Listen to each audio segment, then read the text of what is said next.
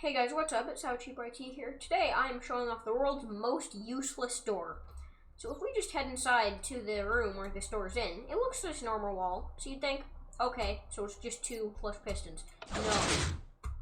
No, it's two flush trapdoors.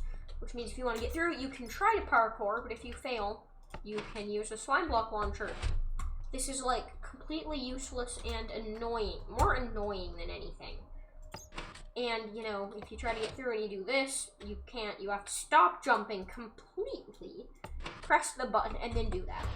So you can parkour through if you're good enough. Like, in general, it's just an extremely annoying door.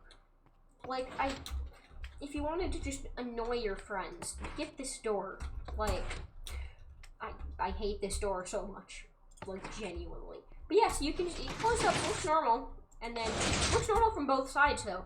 Is the nice thing. You know, if you were smart enough and put a second one so it would be flat, you know, you could make it actually easy. Because, like, you don't see any pistons. Yeah, really simple. As I said, two flush trapdoors just connected up. And then a slime block launcher, which is the simplest thing in the world. But, yeah. World's most annoying trapdoor. Bye.